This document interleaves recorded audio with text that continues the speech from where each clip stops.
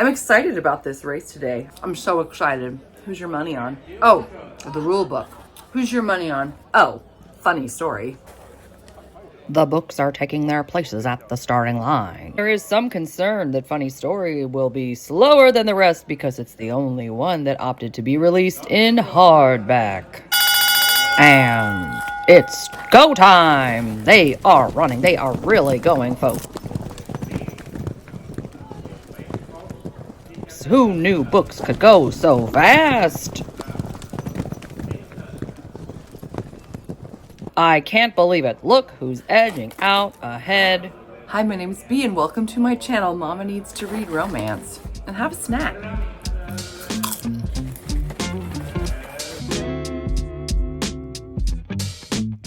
This vlog attempts to answer a very important question. There are 4 top-rated contemporary romance authors that are all coming out with some of the most anticipated contemporary romances of the year. Abby Jimenez's Just for the Summer, Emily Henry's Funny Story, Chloe Lisa's whatever the title of this one is, I can never keep them straight, and Sarah Adams's The Rule Book. This vlog attempts to span over the course of a month and answer the question, which one was the best? I mean, they're all good. And do we need to rank them? No, we don't. But are we going to? Yes, we are. Because why not? It's just fun. I can't wait to read all these, share my thoughts with you, and who can wait another moment? Let's just do it. Please ignore the angry bird. Even though this vlog is about books that are coming out in April, I am starting out in March because I actually got the ARC for Just for the Summer by Abby Jimenez a couple months ago. I haven't had a chance to read it yet because I've been so backlogged in ARCs that I needed to read, but I cannot wait to start. I'm starting today. It's gonna be incredible. I'm a little nervous because I've been looking on Instagram and a lot of people that have been reading the ARCs are saying that they've been crying for hours, and Abby Jimenez is kind of smug about that. She has made me cry a tear or two, definitely, in some of the books I've read. But I am a dyed-in-the-wool Abby Jimenez fanatic and I cannot wait to get started. And if I need tissues, so be it. So let's get started. Well, I am at 33%, so I'm like a third of the way through, and I am having a blast. We've got that chemistry going. I mean, right out of the gate. It's fun. It's flirty. You see the connection happening between these two. It begins on Reddit and then online, and we go from there. And the connection is so strong that our heroine actually decides to change her plans so that she can meet this guy she's known on the internet in the flesh. And it's just so fun and cute, and he's such the cinnamon roll hero like Abby Jimenez's characters always are. My favorite though is we are getting so many cameos and little Easter eggs from other books in the Abby Jimenez universe. I put out a video already about an Abby Jimenez deep dive because, as I've mentioned, I am obsessed. There are just too many Easter eggs to count so far. We're only 33% in and I'm having so much fun. I had no idea I was going to have this much fun. Now there is this sense of dread at the same time. As we know with Abby Jimenez, we've got the drama along with the fun. It's like 2 railroad tracks that are going parallel to each other. We've got fun on one and we've got drama on the other one. This drama seems to be brought to you courtesy of mothers. I feel like the subtitle for this book could be Moms, They're the Worst. So it'll be interesting to see what happens. I have a feeling that that's probably where the crying that I heard about came from, something related to the mothers. I don't know how I was able to have this on my Kindle for months without reading it because I'm just so thankful I'm finally getting to it. Yay! Okay. Oh my gosh. I am 2/3 of the way through now. The tension is killing me. Oh, Abby Jimenez, you've gotten me again with this slow burn buildup. Oh my gosh. And we have a woman who's just not sure and a guy who totally is. And I love it so much. The caretaking. I mean, this is so incredible. But again, like at the same time, there are things that are disintegrating and falling apart. And you wonder if it's going to work out, but it will. So, I'm just loving this so much. I have not cried yet. I don't know if it's coming. Obviously, the next time you see me, it's going to be at the end. So we'll see if there are tears. Based on what I read, I am concerned. But anyway, I'm just having so much fun with this and cannot wait to finish, except then it'll be over. I finished the book. It was incredible. 6 stars. We're gonna have to see if anybody else can compare. I'm not sure. Of course, we have to wait until April to find out. There were so many elements of this story that just had my jaw dropping, things that I didn't anticipate that maybe I should have, but it was so much fun being surprised. I actually did not cry, but I was so moved by the way the story turned out. This book has a 4.73 on Goodreads. And again, so far it's just people that have gotten the advanced reader's copy, so they're probably already in love with Abby Jimenez. But that's almost 3,000 reviews so far at a 4.73. That's pretty impressive. I can't wait until next month when I get to go to Target and pick up her special edition that's only at Target because it has a bonus chapter that is Doug from Part of Your World's Meet Cute. But yeah, so the next time you see me, I'm going to be reading one of the next most anticipated books of April, and hopefully I'll have the physical copy of Just for the Summer in my hot little hand. Well, it is April 2nd, and Just for the Summer just came out, and it is also the release day for the final book of the Bergman Brothers series. So I'm wearing my relationship shirt in honor of that, and I've got all my Chloe Lease books that I own out, in part because not only did this book come out today, but also The Rule Book by Sarah Adams just came out. So I asked my online friends to vote for which one that I read first and review in the next couple of days, and they picked book 7, Only and Forever. So I'm starting that today, and I'm so excited. Guess what I got? Only and Forever. Now I can hold this up while we talk. Let's talk about the first third of this one. Oh my gosh, it's so dear. We know Vigo. We love Vigo. He's sitting around a table at the beginning of the book, just thinking about his own life and how alone he feels. Everyone else at the table, his parents and all 6 of his siblings, is happily in a gorgeous, gorgeous relationship. Many of them have children or are pregnant, and this great ensemble cast, this incredible family. It was just so great to see them again after so long. He has a big secret that he lets our girl in on. These two actually knew each other in college, and she iced him out. He had feelings for her, but she was not reciprocating at all. She's kind of cold and standoffish to people, and she has a bit of a reason. I have a feeling that his gregariousness, his happiness, his sweet, loving nature is going to be the only person who can thaw this frozen heart. She is a writer of suspense novels. She's now on her 2nd book, and she is feeling the pressure to write a married couple the right way. She's never really experienced love though, so the editors are coming back saying it's not realistic. He, having read more than 450 romance novels in his time, knows so much about love that he agrees to help her figure out how she can write this book more realistically about a married couple, whereas she is going to help him with something that, again, I'm not going to say what it is because I don't want to ruin anything for you. She's like 5 feet tall and he's very large, so there is a cute scene where he's on the back of her motorcycle, and even with her helmet on, he's able to put his head over the top of her helmet and just kind of snuggle and kind of encapsulate her in safety. It's just so beautiful. And the other thing I love is she's a plus size gal who has I can't think of the acronym, but she has type 1 diabetes. She's controlling it well, and he of course is thinking about carbs and things like that to help her out, but I love that he loves her curves. Great start. I'm a little sad 1/3 is already done, and tomorrow I'll be able to tell you about the 2nd third of this book. Well, I am 2/3 of the way through, and I'm really enjoying it. It's just all that goodness that Chloe Lease is known for in terms of family dynamics and working through the hard stuff. I just feel like she should teach conferences on how to have a loving family, how to be a good friend, how to be a supportive partner. I also love how this book is so meta. We're hearing about romance novels and how they can create false expectations for love in real life in a romance novel, especially now that Vigo is helping Lula, as he calls her, Tallulah, to write her suspense novel that's supposed to be about a couple that love each other. And at one point, they've apparently just made love in her book, and she's not... Sorry, that's my bird clock. It's just going on and on.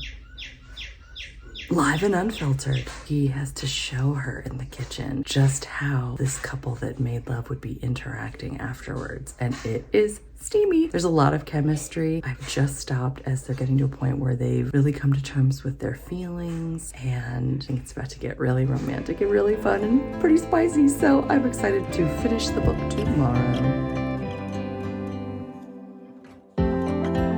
Well, I just finished the book. 6 stars. Oh my gosh. Perfect, perfect, perfect love scene. Gorgeous. And a Bergman Brothers summon. Are you kidding? The epic finale. Everyone together. So happy, so in love. Seeing these two overcome their obstacles, especially Tallulah. Just gorgeous. So happy. I've enjoyed this series so much and I'm sad it comes to an end. But you know what? I'm just gonna have to reread all these. And now to the next book.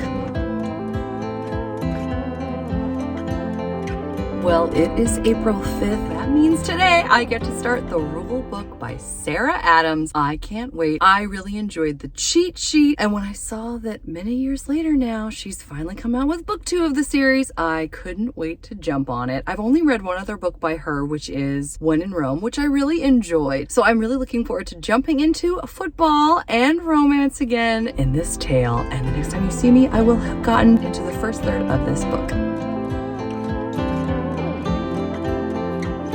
I am at the playground with my daughter right now, and I'm enjoying this so much. I'm 100 pages in. It is so darn cute. These two were really hot and heavy in college, and then she broke it off randomly and broke his heart to pieces. He doesn't understand why they ended it, but now she is his agent and she's terrified and wants to do right by him. He just wants to make her life miserable so that she will quit because he can't stand being around her, because the two of them still have feelings for each other, I think. But this is all kinds of fun. It's already racking up that tension that is just so yummy. But yeah, he's just having her do all kinds of random things, and she is a hoot and a half. I love her so much. She's wearing overalls and yellow shirts. The overalls have daisy print. She goes, I bought this at the best store. Her boss goes, where? She goes, Target, which is where I bought this.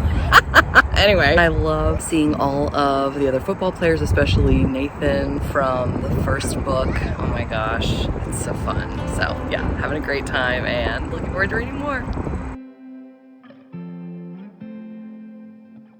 It is a beautiful spring evening. I'm on a walk and I am now 2/3 of the way through this fabulous book. You know, this is the third book I've read by Sarah Adams, and I have to say, of all of the 3 so far, this is my favorite. We have 2 people who are challenging each other. He wants her out and she is not about to let him have his way. She's gonna be a great agent even if it kills her. And then she gets him a deal. They head off together and a plot twist like none other winds up taking them to Cancun, where we are treated to so many fun beachy tropical type scenes. This is going to be a great beach read. Oh my gosh, I almost wish I was reading this for the first time while on vacation. It's going to be so perfect. Revelations are being had, including something that really has impacted Derek that he's only just learned about recently. It is phenomenal. I am crushing so hard on this couple and I can't wait to see what happens next. It's gonna be bedtime soon and I'm so happy because I just finished The Rule Book, which was so much fun. We finally get to see Bree. I was wondering when she was finally gonna come. That is the wife of Nathan from the first book, of course, if you didn't know. Anyway, I love that couple and I loved seeing the 2 of them together, and again, all the friends. There were some surprises and some third act confusion. There was plenty of drama to be had, some of which I was wondering if maybe it was a little too much, just sort of thrown in. But still, it was very compelling and I had a great time with this book. Now, all the other guys in the group are married, so I suppose this is going to be the end of this series. I guess it's a duet. Maybe I'm wrong. I would definitely be back for more because I was just so excited about the feminist plots too. I love how she said her body wasn't perfect and she wanted to make sure that they didn't airbrush her when they were going to be taking pictures. I loved that. I loved the themes of women empowerment, which began in this book before the first page because Sarah Adams dedicates this to her daughters and tells them always to strive for more. You get that whole sense throughout the book and the beautiful relationship with mother and daughter. Now I have to wait a couple weeks for the next and last biggest contemporary romance that's coming out in April, Funny Story by Emily Henry. Let's do it. Hello, it is April 24th. This book just came out yesterday. I went to Target. I waited a day this time. to go get it. My daughter and I went, and I actually had already started listening to it, so then I was reading more of it while she was looking through the toy aisle, and it was a great time. So I am just falling in love with this book. But before I go into a little bit about what it's about, I want to give you a couple of updates. One, this is kind of fun, and you may have seen this earlier in my Bergman Brothers ranking and review video, which I will link here. But I went ahead and got my nails done like this book. I just love the lupine so much, so I channeled my inner Bergman family. Anyway, so that was fun. And then also, see the helicopters going over.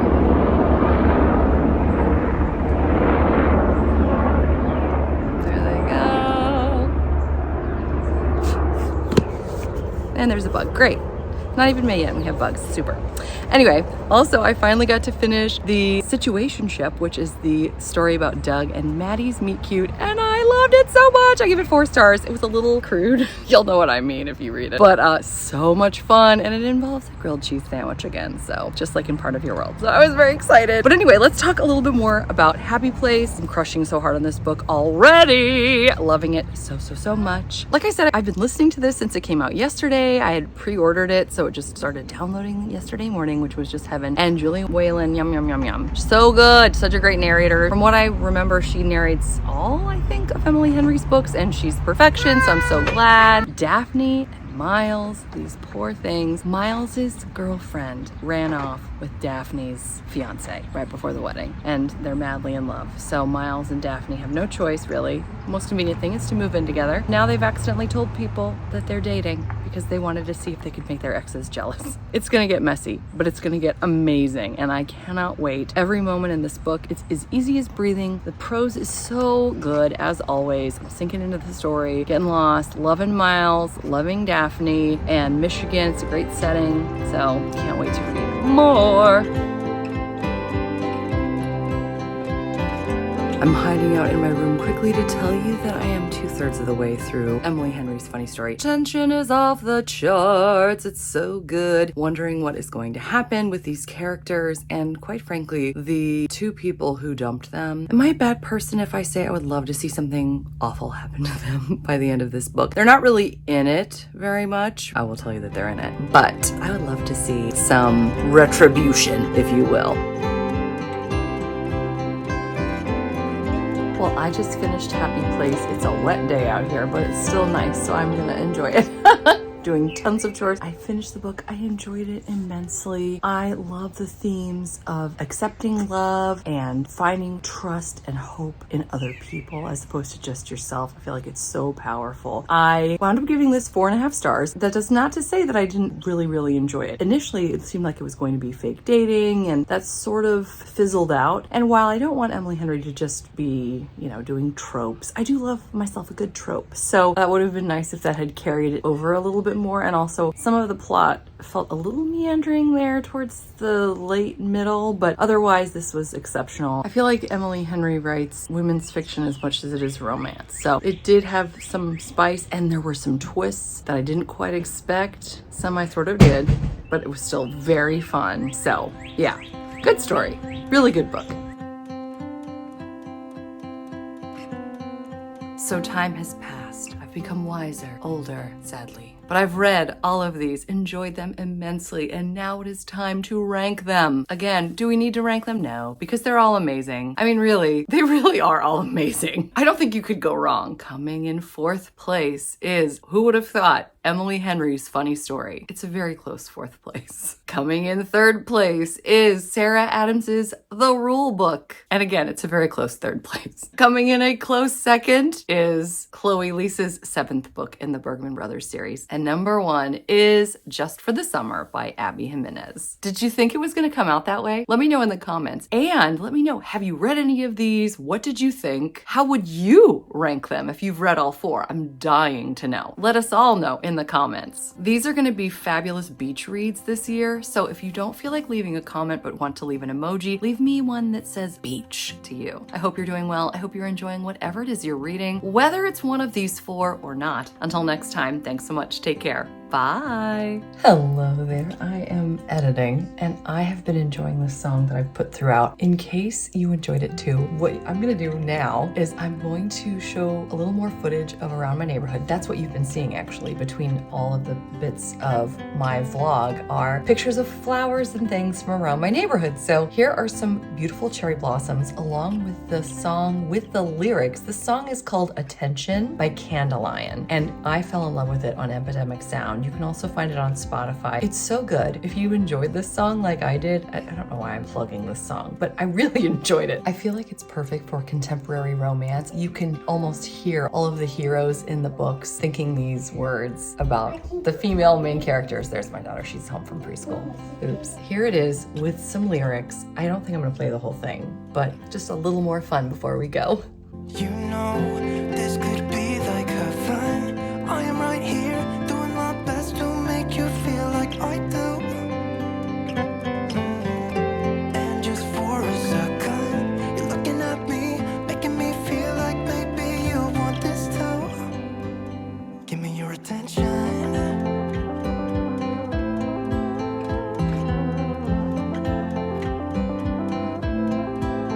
Give me your attention.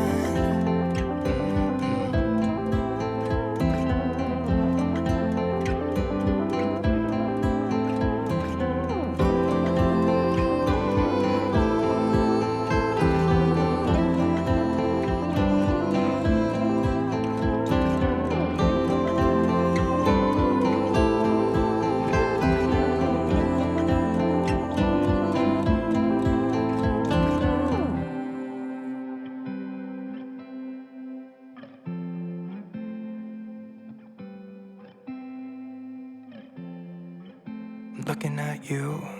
I'm trying to get your attention. Can I come close? I don't know how to play this. You know